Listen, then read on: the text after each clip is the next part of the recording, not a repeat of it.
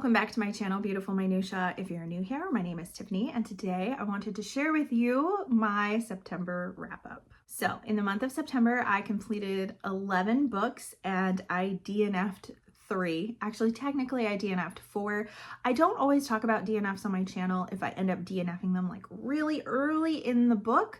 And one of the books that I DNF'd, I only read like a chapter of. So my plan was not to mention that at all. But the other books that I DNF'd, I actually read a substantial portion, like at least half of the book. So I feel like I could talk about my thoughts and why I DNF'd it. So out of the 11 books that I read, 6 of them were rereads, which is interesting. Some of them were rereads for a class that I'm teaching. Some of them are rereads because I wanted something that I really loved and wanted to reread during my birthday month. But other than my rereads, I didn't have a whole lot of books that I was just enamored with. It kind of felt like a meh reading month, and towards the end of the month I was feeling a little bit slumpy, so I was really happy that Victober was up and coming with some books that I was really excited to read. I am going to have this divided into genres so you can skip around and listen to what you might be more interested in, and I am going to include the DNFs in those genres as well. Okay, so let's start off with classics. First of all, I finished The Grapes of Wrath. I did start this in August for a Patreon vlog. Every month I do a vlog of a book that one of them is recommended to me, and I include all my spoilery thoughts along the way. So the one that I ended up reading in August was The Grapes of Wrath, but I didn't finish it until probably, I don't know, like 5 or 6 days into September. So there was a good chunk of it that I finished in September, so I counted it in this wrap up instead of August. This was a reread for me, but the last time I read it, I was in high school, and the only things that I remembered about it was that it was a family on a journey, and I remembered like the last couple paragraphs of the book because I remember thinking it was so weird as a teenager. And if you have read this book, you probably know what I'm talking about. It definitely hit different as an adult, and I thought that this book was an absolute masterpiece. It follows a family who is leaving Oklahoma during the Dust Bowl to travel to California in hopes of a better life and more work opportunity because there's no food and nothing in Oklahoma. So we're following this family, and I felt like all of these characters are so well fleshed out, and there's a lot of despair and sadness and things that are happening, and it just feels like life is throwing the worst curveballs to this poor family. But the thing that I really appreciated about this book was that it never felt bereft of hope, that when things would happen and job opportunities would fall through, the family still kept believing like, okay, well, the next place that we're going to go, that's going to be the place where we can settle down and we can buy a house and we're going to have enough money and we're going to be able to eat and all of these things. And they never give up hope no matter what happens. So even though everything around them is really bleak, it still doesn't feel totally hopeless. And I just really appreciated that about it. Another thing that I really liked is that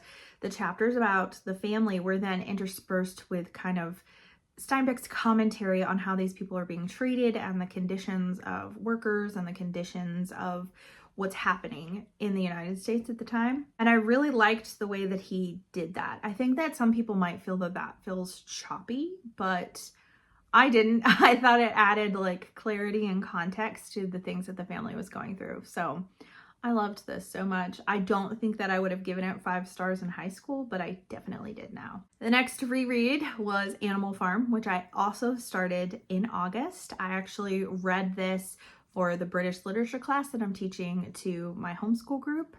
And this was the first book that we did together, and it was just marvelous. I think that this book is a masterpiece as well. So this book, in case you haven't read it or you don't know anything about it, most people probably do, but it's an allegorical book that George Orwell wrote to kind of burn the Soviet Union and Stalin and kind of expose the way that things were in the Soviet Union at the time. It was so interesting to study this more in depth because I have read it as an adult and really enjoyed it.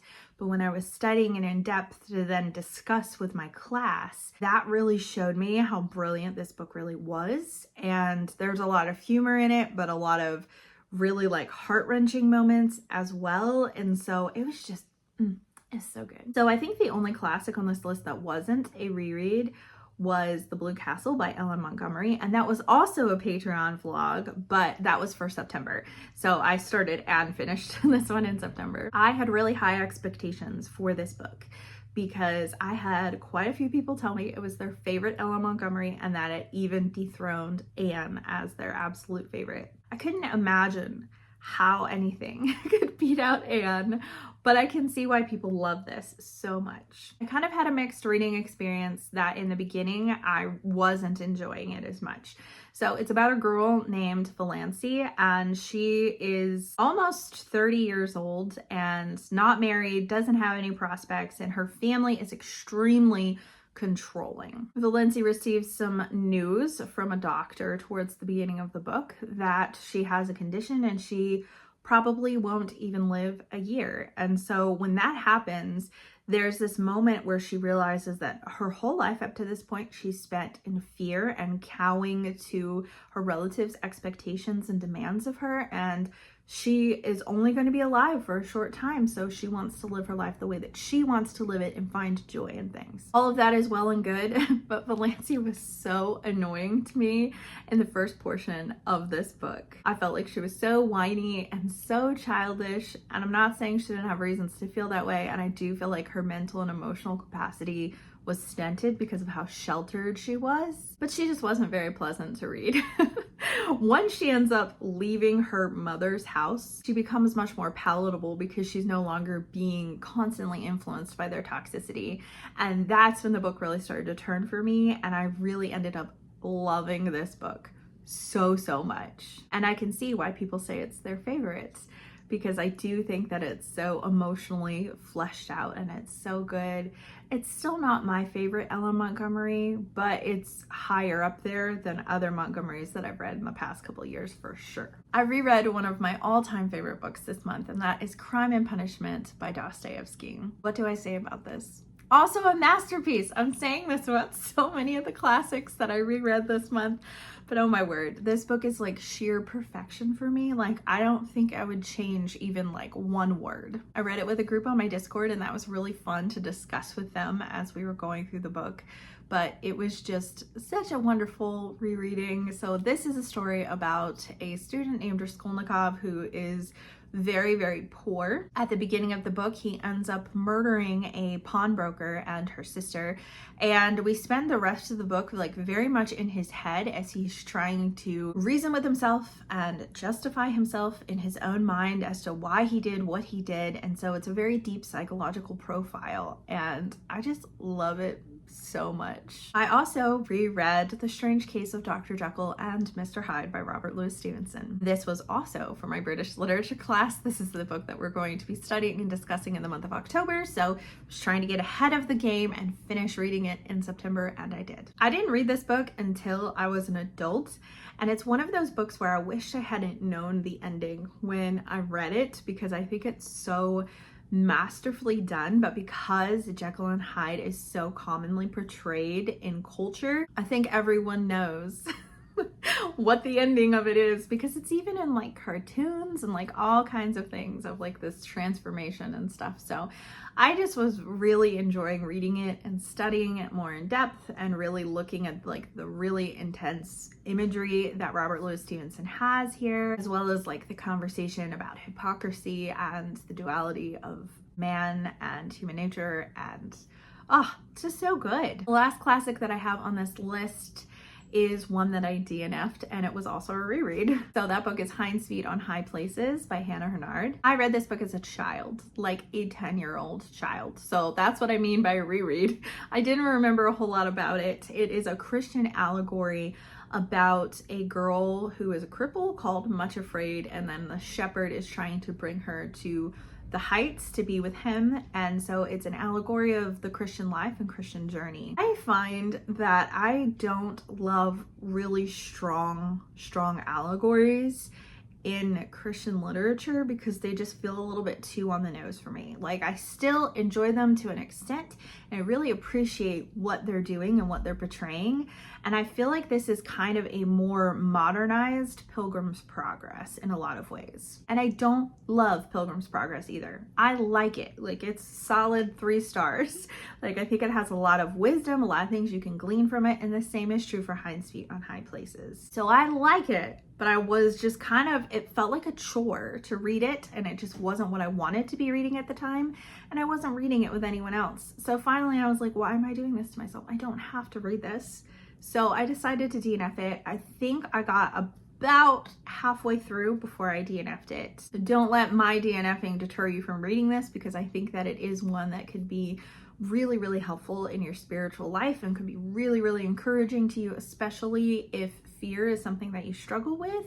But it just felt like it was not the right time. Moving on to fantasy, adult fantasy, because I actually also have some YA fantasy as well, but I'm going to put that in a different category. So all that I read for fantasy this month was all Mistborn related, because as you probably know, I am hosting a read along this year going through all the Mistborn books, including the novellas. So I read The 11th Metal, which is a novella that's kind of a prequel, well, definitely a prequel to Mistborn Era 1. It tells Kelsier's story as he's being trained as a Mistborn, and honestly, I thought it was okay, but kind of pointless. So essentially, Sanderson wrote this because he was going to be coming out with some sort of game, and he wanted people who hadn't read Mistborn to have some sort of context of what the game was about with the different abilities and stuff.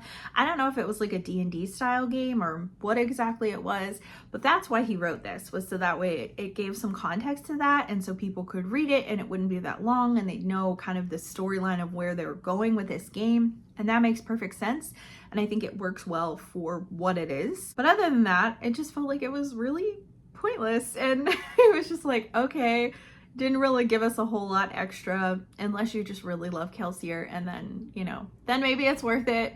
But I thought it was okay. Like, the writing wasn't bad or anything. I just wasn't very invested. I also read Shadows of Self, which is book 2 of Era 2 of Mistborn, and oh my goodness, this is not what I expected after reading book 1, because book 1 felt like, I don't know, like it felt kind of fluffy because it is like very Western and it feels kind of like a movie, and it just was like really fun and really like action packed, and there was a lot of action in Shadows of Self, but Shadows of Self is so much darker than Alloy of Law, and I was not prepared for that. However, I really enjoyed it. I liked it a lot. We're continuing following Wax and Wayne, and then we also have the perspective of Marcy as well. And so I felt like sometimes we'd switch between perspectives so quickly that it actually felt a little bit choppy to me.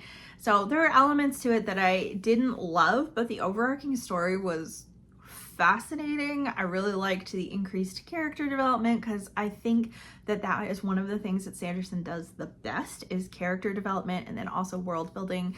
And we had continuation and more information on hemalurgy and some of the lore that is part of the Mistborn world, and I really liked that. Okay, moving on to YA, and this is all sci-fi and fantasy, and 1 book that I finished and 2 that I DNF'd. So I read Son of Golden Sorrow by KB Hoyle, who is an indie author under the umbrella currently of Owl's Nest Publishers, who you've probably heard me rave about a whole bunch. Owl's Nest Publishers actually sent me a signed arc of this book, which was so wonderful and sweet of them. Actually, for the National Read a Book Day vlog that I did, I read this book. So I will include that vlog here so that way you can check out my more in-depth thoughts. But this is the 3rd in a series. I don't know if there's going to be more or if this is a complete trilogy, because each one of the books, they're connected, but they also kind of stand on their own to an extent, because they're each specific fairy tale retellings that are in this fantasy world that KB Hoyle has created. So this book is a dual perspective, but a lot of times the characters are together and it is told 3rd person, so it doesn't feel really choppy. It feels very fluid. And so it's the story of 2 characters. One of them is a girl who is a princess, and she is cursed, and her father has signed a contract for her to marry this older man, and she hates it, but the contract was signed in blood and belladonna, which means that if she breaks this contract, she'll die. And so yeah, so she is trying to run away from all of this, and she escapes, and she encounters a boy who is in the first 2 books of this series as a side character in both of them, and he rescues her from a situation, and they fall in love. And then there's just so much to this. I don't want to say more than that because it will be too detailed, but I really loved a lot of the fantasy world and incorporation of fairy tale elements that KB Hoyle included here. Like, I thought it was so good. And I also really appreciated the depth of love between the 2 protagonists, because at first it kind of felt like a really brief enemies to lovers with a little bit of insta-love thrown in. But the level of love and sacrifice that you see here is so good, and I just really appreciate the depth that KB Hoyle puts in her romances. Okay, so the 2 that I DNF'd. First was A Magic Steeped in Poison, and this is a YA fantasy that sounds incredible. It all has magic that is based on tea. And so there are these people who are tea makers in the kingdom, and they're able to perform magic and healing and different things through this tea making. And it is just so interesting, except when it's not. So I felt like all the characters felt super flat to me, and I didn't care about what happened to any of them. The magical scenes themselves I was interested in, except that it felt like there was no parameters, because we have our main character who is entering this competition to be like the tea maker for the royal family, and if she wins, she receives a favor from the princess, and her sister's really sick, and so she wants the best physician that the kingdom can give. So that's why she's entering this competition. She talks about how she's not good at this, and her sister is better at this, but her sister's sick, blah blah blah, all this stuff, but she's amazing at it. And she's not even confused when she can do all these like really intricate magical things with the tea, and she seems to know exactly what she's doing, but like you don't know exactly how any of this works. I got over 60% of the way through this book, and there was still no real parameters for the magic, and I was just kind of like, it was becoming a chore to listen to the audiobook of this. I'm like, oh, I don't want to listen to an audiobook because I don't want to listen to that. And then I was like, wait, I'm not buddy reading this with anyone. I have no obligations. I can just DNF it.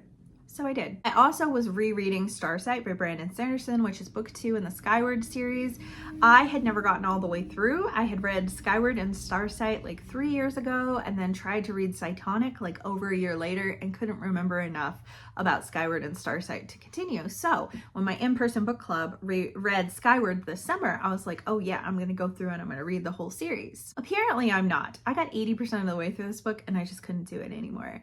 I just was really struggling. I couldn't be interested in it. I just didn't care, even though I knew what happened. But I also remember not liking the ending of this book, feeling like it was so like preachy, and what Sanderson was saying, like it was like he was hitting you over the head with what he was trying to accomplish and say through this book. I remember feeling that way, and I didn't even get to that part of this book, but I just really wasn't enjoying it. And this was a buddy read. I was reading it with Whitney, and Whitney was like, you know what, it's fine, you don't have to read it. And I was like, thank you.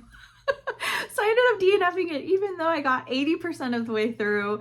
I'm gonna hang on to the books because I have them all, and I think Claire will enjoy them someday. But you know, I really didn't like Starsight that much the first time that I read it, so maybe I just won't ever finish this series. I have a couple more categories, and they each have 1 book in them, so they'll be short. So historical fiction. I know, I read a historical fiction. Who even am I? I started this in August, Hotel in the Corner of Bitter and Sweet. And I liked it, but didn't love it. So this is a dual timeline historical fiction, because aren't they all? That's actually something that is kind of like something I don't enjoy about historical fiction, is how they're all dual timeline. But this one is the same character, like when he's a teenager, and then when he is like an older man, like in his 60s or 70s. That's the kind of dual timeline I like, because I usually feel like the modern day timeline is completely superfluous, and there was no point except that they're just trying to follow the trend of dual timeline. And so this was better in that sense. So it follows this young boy, and he is Chinese. It's during the time of World War II and during the time where the Japanese are starting to be shipped off to internment camps, and he is friends with a Japanese girl. And so it kind of follows their story, and then it follows him as an adult as he's looking back on his childhood. I thought it was interesting, but also in the same respect, I didn't cry. I didn't feel emotional. Like, I just didn't really connect very deeply with it. So it was like, it was okay. I also finished a middle grade that I also started in August. If I were to count the books that I actually read from beginning to end in September, it wouldn't be that many, because so many of these I started in August. Anyway, I read The Girl Who Kept the Castle by Ryan Grodin.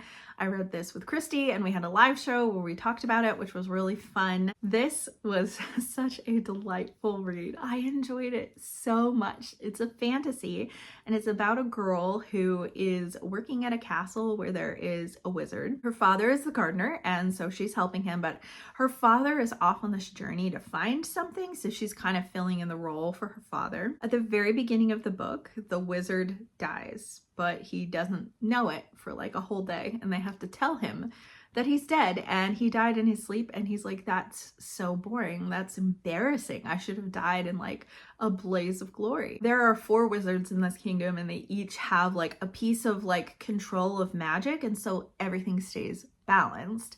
So he needs to assign a successor before it's too late and everything gets out of balance, and so he has a competition of magic to choose the next Wizard of the West. It's just really fun. I feel like it has some Howl's Moving Castle vibes. I feel like it has vibes of Tuesdays at the Castle, because the castle actually can transform and change itself in this book. And I also thought it had some Harry Potter vibes too, with kind of the magical competition. Reminded me of Goblet of Fire a little bit.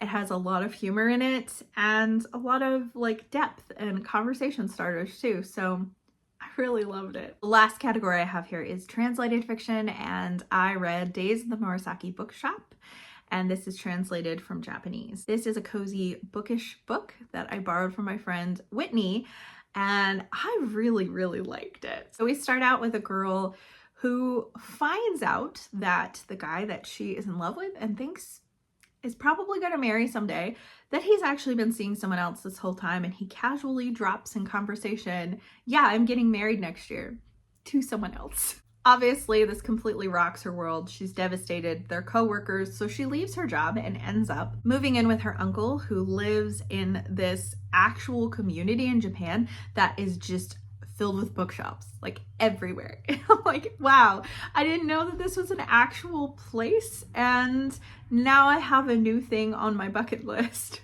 Anyways, her uncle owns a secondhand bookshop there, and so she ends up staying there and kind of like working through this relationship trauma and her sadness and depression, and just working through everything and falling in love with reading. That's the first half of the book, and I loved it. The second half of the book I liked a little bit less, because her uncle has a wife who left him, and the main character doesn't know why.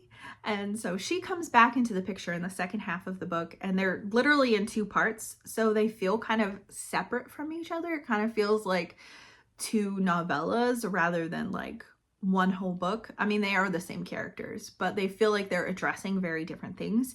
And I thought the first half of the book was sheer perfection, and I loved every second of it. The second half of the book I liked less. So I'd say overall, like, I feel like the second half of the book was like 3 stars. Still thought it was fine, like enjoyed it to an extent, but didn't really like love it. First half of the book was perfect, like 5 stars. So I guess overall that means this was a 4-star book. Okay, so those are the books that I read in the month of September. Some of them I also read in the month of August, and some of them I didn't finish. I'd love to hear from you in the comments down below. Have you read any of the books that I read this month? And if so, I would love to hear your thoughts. And I'd also love to hear, what was your favorite book in the month of September? What did you really enjoy reading? Thank you so much for watching. If you like this video, please hit like and also subscribe so you can continue to see more bookish content from me, and I will see you again next time.